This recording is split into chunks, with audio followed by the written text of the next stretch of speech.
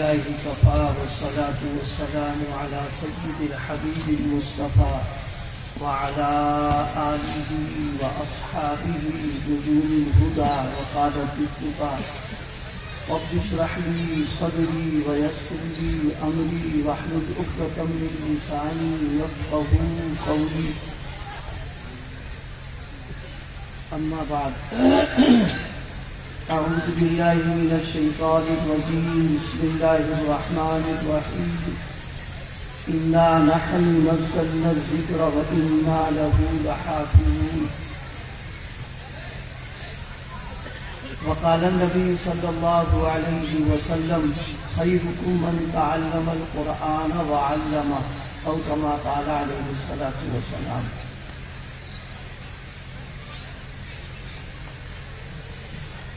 حضرات علماء کرام، میرے عزیز دوستوں اور ساتھیوں،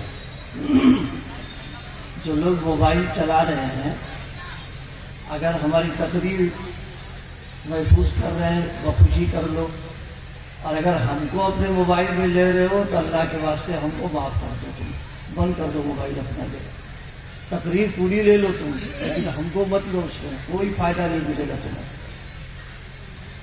حضرت علماء کرام، میرے عزیز دوستوں اور ساتھیوں، اللہ پاک کا بے انتہا فضل ہے، اس کا احسان ہے، بلکہ ہم سب خوش نصیب اور خوش قسمت ہیں کہ ایسے پروگرام میں شرکت کی اور حاضری کی توفیق عطا فرمائی ہے جو قرآن پاک کی نسبت پر جس کو سجایا گیا ہے. آج کا یہ پروگرام در حقیقت مدرسہ بیت العلوم فرقانیہ کے وہ عزیز طلبہ جن کو اللہ پاک نے حفظ قرآن پاک کی دولت عطا فرمائی ہے، ان کی دستار بندی کا عمل ہوگا، اور اسی عنوان سے اور اسی نسبت پر ہم سب کی یہاں پر حاضری ہوئی ہے. اللہ پاک ہم سب کی اس حاضری کو قبول فرما لے اور ہونے والے بیانات کو اللہ قبول فرما کر کے ہم سب کو عمل کرنے کی توفیق عطا فرمائے. اس وقت میں نے ایک آیت کریمہ بلکہ ایک ٹکڑا ہی پڑھا ہے اور ایک روایت بھی آپ حضرات کو پڑھ کر کے سنائی ہے. اسی کے تعلق سے چند باتیں، کوشش یہ ہوگی تھوڑی دیر میں وہ باتیں پوری ہو جائیں تاکہ دستار بندی کا جو عمل ہے وہ بھی ہو جائے. اس وقت اپنی کچھ طبیعت کے مضمحل ہو جانے کی وجہ سے اور مسلسل سفر کی وجہ سے زیادہ دیر تک بیان کرنے کی ہمت نہیں ہے، اور یوں بھی عشاء کے بعد کے پروگراموں میں اب شرکت میں نے تقریباً بہت کم کر دیا ہے، اور اگر جاتے بھی ہیں تو منتظرین سے گزارش کر دیتے ہیں کہ بھائی ہماری رعایت کر دو، پہلا بیان کرا دو تاکہ ہم تھوڑا سو لیں. اس لیے ہم لوگوں کو پڑھانا بھی ہوتا ہے. بہرحال انتظام ہے. میں تو آنے کے ساتھ ہی میں نے چاہا تھا تھوڑی دیر جتنے بھی لوگ رہے، یہ ہوا کہ مجمع کم ہے، تھوڑے لوگ ہیں، ابھی ذرا لوگ اور ہو جائے، مجمع کم ہو یا زیادہ ہو، دین کی باتیں ہوں اور اللہ قبول فرما لے، وہ نجات کا ذریعہ بن جاتا ہے. اور مجمع بہت سارا ہو جائے اور اللہ پاک کے یہاں کچھ نہ ہو تو سب بیکار ہو جاتا ہے.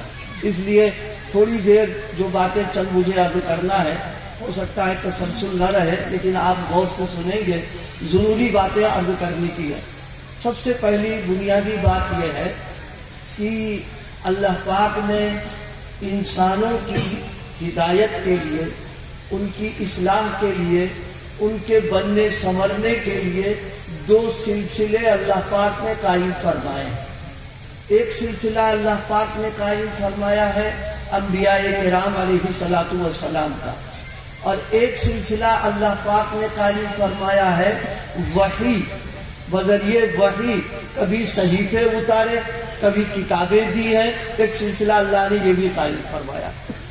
انبیاء کرام علیہ الصلوۃ والسلام کے تعلق سے بنیادی طور پر ایک بات ذہن میں رکھنے کی جو مجھے اس وقت عرض کرنا ہے، وہ یہ کہ انبیاء کرام علیہ الصلوۃ والسلام کے سلسلے میں دو نظام اللہ نے رکھے ہیں.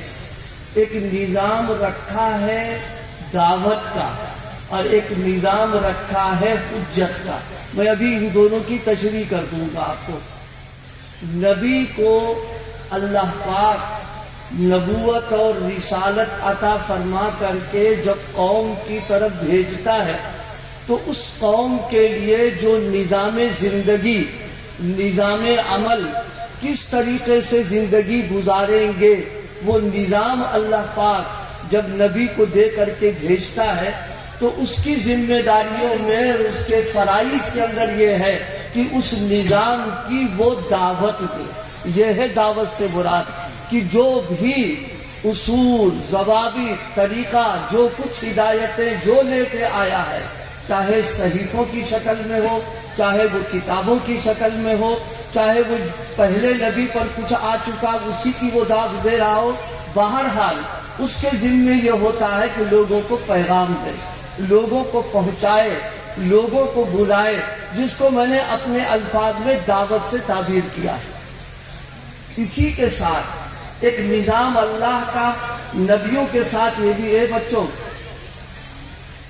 دیکھو، یہ ہم اسی لیے بچوں کو سامنے بیٹھے ہوئے نہیں دیتے ہیں. تم باتیں کر رہے ہو، بھائی طبیعت جو چاٹ ہو رہی ہے. آپ بڑے لوگ کرام علیہ السلام کے ساتھ اللہ پاک نے دو نظام رکھے ہیں. ایک نظام دعوت رکھا، ایک نظام حجت رکھا. اللہ نے دعوت جو پیغام اور زندگی گزارنے کے جو اصول اور ضوابط ہے نبی لے کے آتا ہے اور قوم کو اس کی طرف بلاتا ہے، دعوت دیتا ہے، پیغام دیتا ہے. اسی کے ساتھ ہر نبی کے لیے اللہ پاک نے اس کی نبوت کے ثبوت پر اللہ نے جو معجزہ عطا فرمایا، جس کو میں نے حجت کے لفظ سے تعبیر کیا ہے، وہ معجزہ دلیل اور ثبوت ہوتا ہے اس بات کا کہ اللہ پاک نے اس کو نبوت عطا فرمایا. کیوں صاحب کوئی ڈاکٹر صاحب آپ کے یہاں آ جائے اور وہ کہے کہ ہم ڈاکٹر ہیں تو ظاہر ہے محض ان کے کہہ دینے سے آپ نہیں مانیں گے. آپ کہیں گے ڈگری دکھاؤ اپنی، تم نے کہاں سے پڑھا اور تمہاری تعلیم کہاں کی ہے. جب وہ ڈگری دکھا دے گا تو وہ ثبوت ہوگا اس بات کا کہ یہ ڈاکٹر ہے. اسی طریقے سے انبیاء کرام علیہ السلام کی نبوت اور رسالت پر اللہ پاک جو معجزہ ان کو عطا فرماتا ہے، ان کی نبوت کے لیے وہ حجت اور دلیل ہوتی ہے. یہ دو سلسلے اللہ پاک نے تعلیم فرمائے، ایک دعوت کا، ایک حجت کا. جتنے انبیاء کرام آئے ہیں حضرت نبی کریم صلی اللہ علیہ وسلم کے علاوہ ان کا معاملہ یہ رہا ہے کہ اللہ پاک نے ان کو دعوت اور جو کتاب عطا فرمائی وہ الگ ہے اور حجت جو ہے وہ الگ ہے. دونوں کو ایک ساتھ نہیں رکھا، دونوں کو الگ الگ رکھا. حضرت موسیٰ علیہ السلام کی جو دعوت کی بنیاد ہے وہ توریت کی شکل میں اللہ نے ان کو عطا فرمایا، لیکن ان کی نبوت کے ثبوت اور دلیل کے طور پر اللہ پاک نے جو چیز عطا فرمائی ہے وہ توریت کو نہیں رکھا. اللہ نے وہ معجزہ الگ ان کا رکھا ہے. ان کا عصا ہے، ان کے ہاتھ ید بیضا ہے، اور بھی ان کے سارے معجزات ہیں. ان کی دعوت الگ اور ان کی حجت الگ. سیدنا حضرت عیسیٰ علیہ السلام تشریف لائے، ان کے ساتھ بھی اللہ پاک نے دونوں باتوں کو الگ الگ رکھا. ان کی دعوت اللہ پاک نے یہ زبور کے ذریعے اور انجیل کے ذریعے سے رکھی، اور اسی کے ساتھ ساتھ ان کی حجت اللہ پاک نے نابینا کو اچھا کر دینا، برس کے مریضوں کو اچھا کر دینا، یہ اللہ پاک نے ان کے ساتھ بالکل الگ. کتاب الگ ہے اور ان کا معجزہ الگ ہے. رسول پاک صلی اللہ علیہ وسلم کی ایک انفرادی شان ہے، ایک ممتاز ہے آپ اس سلسلے کے اندر کہ آپ عالم انسانیت کے لیے جو نظام زندگی لے کر کے آئے ہیں وہ نظام زندگی، اور اسی کے ساتھ آپ کی نبوت پر سب سے بڑی دلیل جو چیز ہے وہ ہے قرآن پاک. یہ ہے قرآن کا امتیاز کہ رسول اللہ کی وہ دعوت بھی ہے اور رسول اللہ کی وہ حجت بھی ہے. اس میں ایک بات جو سمجھنے کی ہے وہ یہ کہ جو نبی دنیا میں آیا وہ گئے، ان کے ساتھ ان کا معجزہ بھی چلا گیا، لیکن اللہ کے پیغمبر صلی اللہ علیہ وسلم آخری نبی ہے۔ اب آپ کے بعد کوئی نیا نبی دنیا میں نہیں آئے گا، کسی کو نبوت نہیں ملے گی۔ نبوت چونکہ یہ اللہ کی خالص، اللہ کا خالص انتخاب ہوتا ہے۔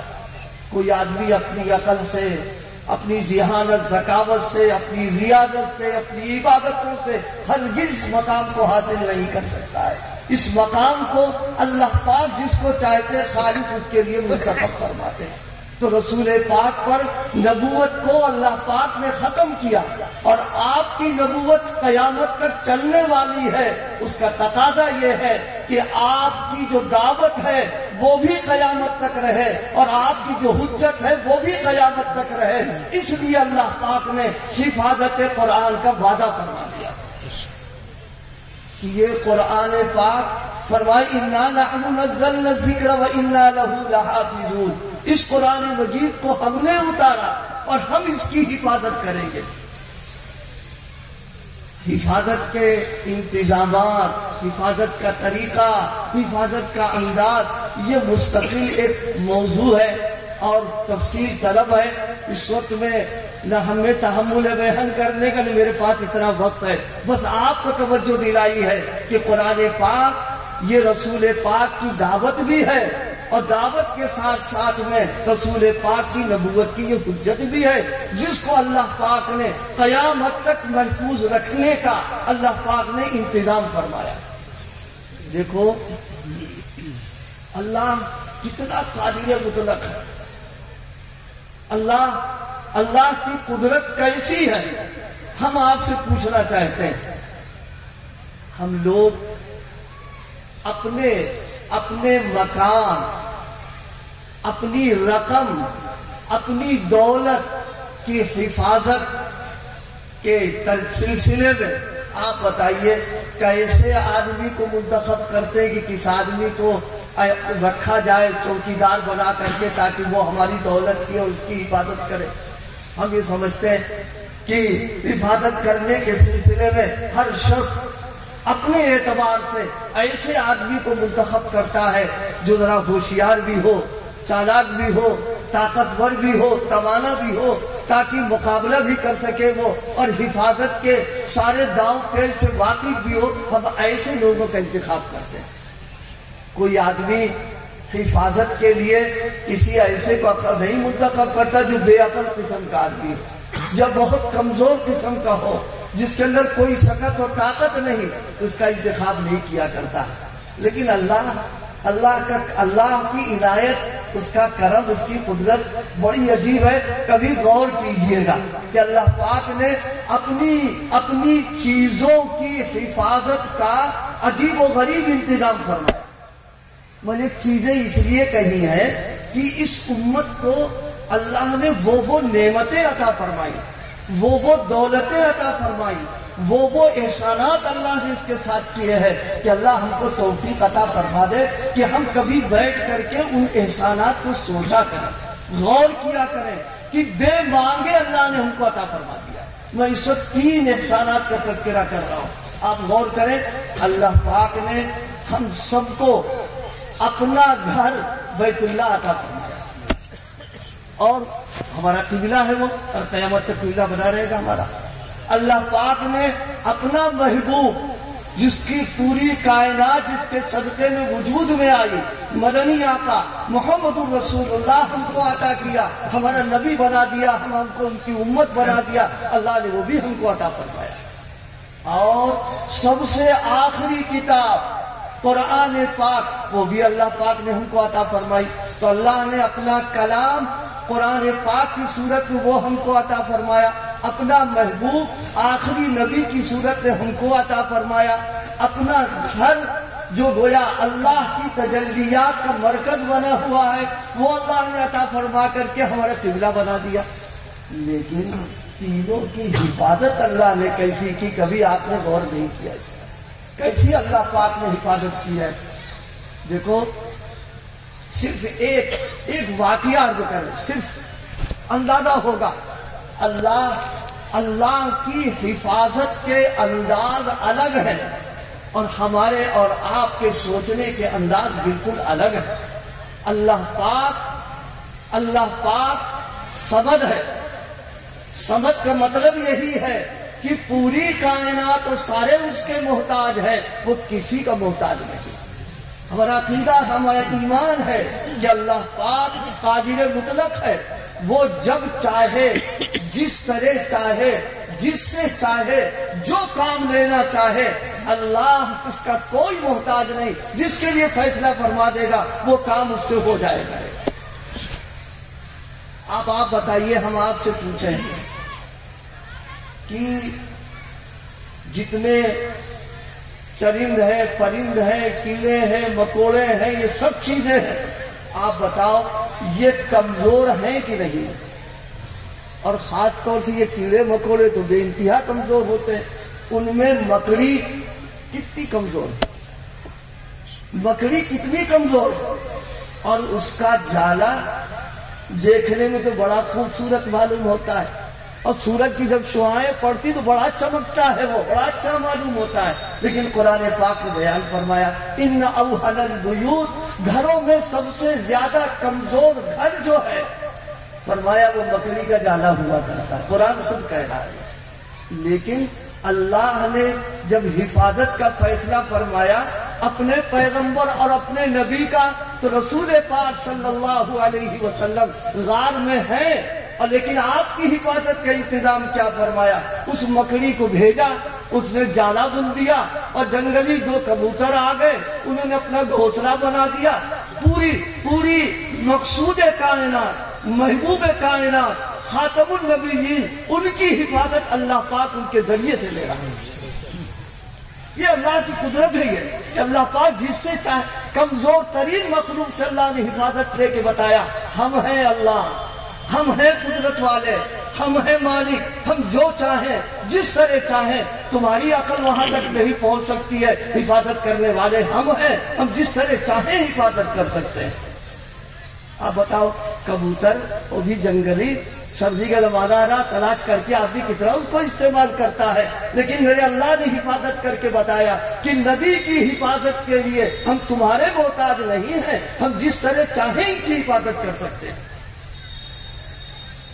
اچھا، اور سب باتیں چھوڑیے، ہمارے ان مدرسوں میں اور ان مکاتب میں جو بچے حفظ قرآن پاک کرتے ہیں، اب تو ماشاءاللہ یہ داڑھی والے ہو گئے ہیں، تو بڑے ہو گئے ہیں، آپ ان پر غور کیجئے، کتنے کم عمر ہوتے ہیں، نہ ان کو عقل ہے، نہ ان کو شعور ہے، نہ اپنے بارے میں سے ان کو اچھے اور برے کے فیصلہ کرنے کا، نہ ان کو ذرہ برابر کوئی تمیز ہوتی، کچھ بھی نہیں جانتے ہیں۔ لیکن اللہ دنیا کو بتاتا ہے کہ دیکھو ایسی کم عمری میں کہ نہ کوئی شعور ہے، نہ کوئی عقل ہے، نہ کوئی فہم ہے، لیکن ہم اپنے کلام کی حفاظت کے لیے ہم نے ان کے سینوں کو منتخب کر دیا۔ یہ اللہ پاک کا ایک نظام ہے۔ ہم انا لہو لحافظون کی تفسیر نہیں بیان کر رہے، وہ تو بہت لمبی ہے، صرف اتنا بتانا چاہتے ہیں کہ ہمارے یہ وہ بچے جن کے سینوں میں اللہ پاک نے قرآن کو اتارا ہے، یہ در حقیقت انتخاب اللہ پاک کا ہے۔ میں ایک بات اس وقت کہا کرتا ہوں کہ دیکھو، مال ہم اور آپ جو کماتے ہیں اور محنت کر کے اس کو ہم جمع کیا کرتے ہیں، کتنی محنت ہوتی ہے اور کتنا کس طریقے سے کمائی کر کے آدمی جمع کرتا ہے۔ اس کا انتقال ہو گیا، مر گیا، لیکن اللہ پاک اس کی اس کمائی کو ضائع نہیں کرتے، اس کی بھی اللہ پاک حفاظت کا انتظام کرتے ہیں، اور اس کے وارثین اللہ پاک نے متعین فرما دیے تاکہ میرے بندے کی جو کمائی وہ ضائع نہ ہو پائے۔ جب اللہ ہمارے مال کی حفاظت کا انتظام کرتا ہے اور اس کے محافظین کو اللہ خود مقرر کرتا ہے، فلاں فلاں کو وراثت ملے گی، یہ نہیں کہ جس کو چاہیں اللہ تلے اڑا کر کے رکھ دیں۔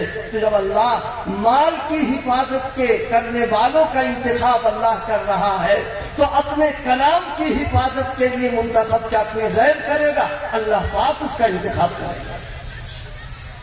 اسی لیے ان حفاظ کرام کا ہم سب لوگوں کو اکرام، ان کا احترام، ان کو عزت کی نگاہوں سے دیکھنا کہ یہ محافظین قرآن.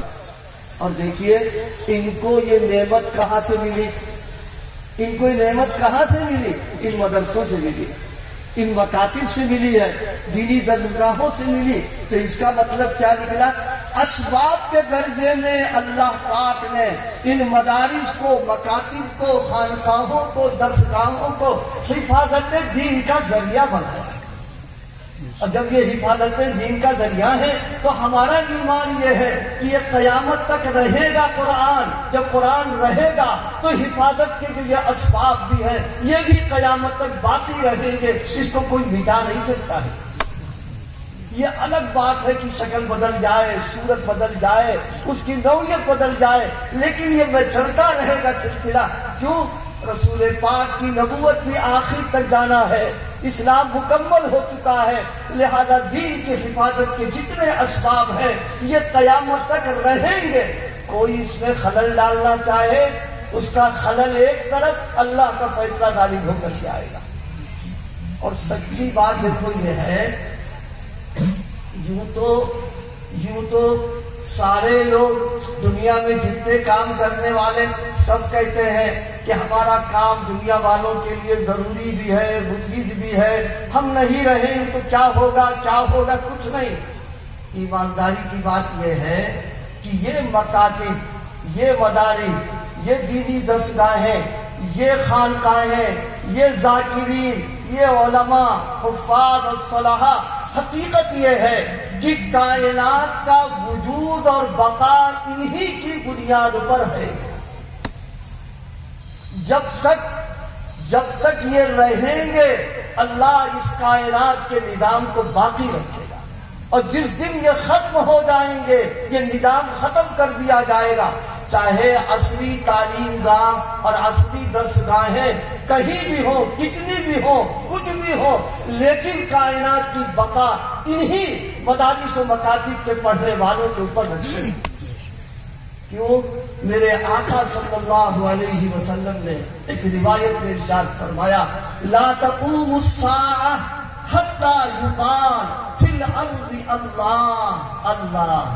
حضور فرما رہے ہیں لا تقوم الساعہ، قیامت قائم نہ ہوگی، یہ آسمان بھی رہے گا، زمین بھی رہے گا، سورج، چاند، ستارے، پورا نظام چلتا رہے گا جب تک ایک اللہ اللہ کہنے والا باقی رہے گا، ایک اللہ کی عبادت کرنے والا باقی رہے گا. آپ بتاؤ یہ اللہ اللہ کرنے والے، اللہ کو پہچاننے والے، اللہ کے حقوق ادا کرنے والے، عبدیت والی زندگی گزارنے والے، اللہ کو یاد کرنے والے کہاں سے پیدا ہو رہے ہیں، کہاں سے نکل رہے ہیں؟ یہی مدارس، یہی خانقاہیں جن کی محنتوں کی بنیاد پر اللہ پاک پیدا کرتا کر رہا ہے اور انشاءاللہ کرتا رہے گا اللہ پاک.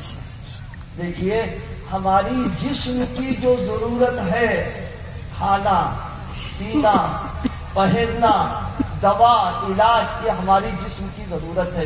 اس جسمانی ضرورت کو اللہ پاک نے اس زمین سے وابستہ کر دیا ہے کہ زمین میں اللہ نے وہ صلاحیت رکھی ہے کہ جس موسم میں ہم کو جس غذا کی ضرورت ہوتی ہے یہ زمین اس کو پیدا کر کے ہماری غذا کی ضرورت کو پورا کرتی ہے. بلکہ میں ایک بات اور بڑھ کے کہوں، جس خطے اور علاقے کے لوگوں کے مناسب جو غذا ہوتی ہے اللہ پاک نے اس خطے کے اندر وہ استعداد و صلاحیت رکھی ہے کہ وہاں کے رہنے والے، وہاں کے باشندوں کے اعتبار سے وہ غذا تیار ہوتی ہے.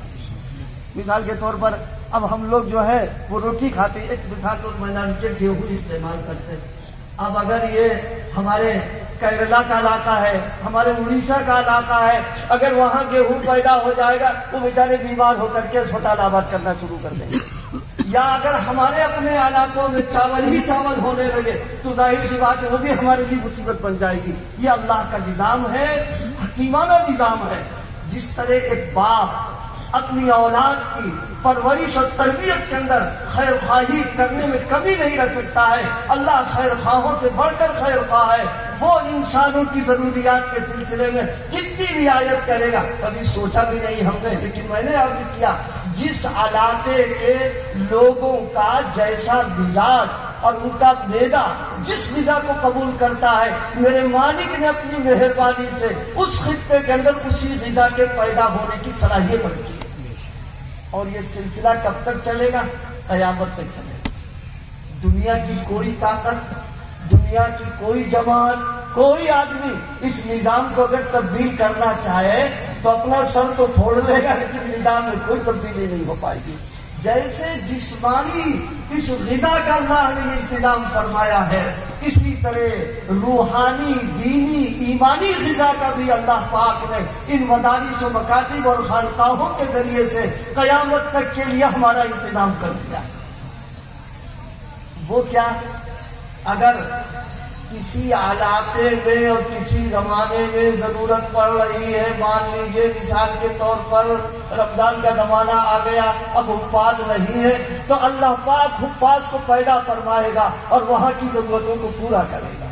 کسی علاقے میں ضرورت پڑ گئی کہ مسائل بتائے جائے، رہنمائی کی جائے، تو مفتیان کرام کی جماعت پیدا ہو رہی ہے اور فتویٰ دے رہی ہے۔ وہ ضرورت پڑ گئی حدیث پاک پر خاص لوگوں کو پیدا کرنا، ماہر ماہرین کا، اللہ پاک نے محدثین کی جماعت پیدا کر دی۔ وقت کا تقاضا ہوا تفسیر قرآن کے لیے مفسرین پیدا ہو جائے، ان درسگاہوں سے مفسرین بھی پیدا ہو رہے ہیں۔ اگر ضرورت پڑ گئی کہ جناب والا اعتراضات کے جوابات دیے جائیں تو اللہ پاک نے مبلغین کو، مناظرین کو پیدا کیا، وہ سارے جوابات دیتے چلے جا رہے ہیں۔ یہ وہی نظام ہے جو جسمانی غذا کا نظام رکھا اللہ نے، وہی دینی غذا کا بھی اللہ پاک نے ان مدارس و مکاتب کے ذریعے سے کام لے رہا ہے اور انشاءاللہ قیامت تک لیتا رہے۔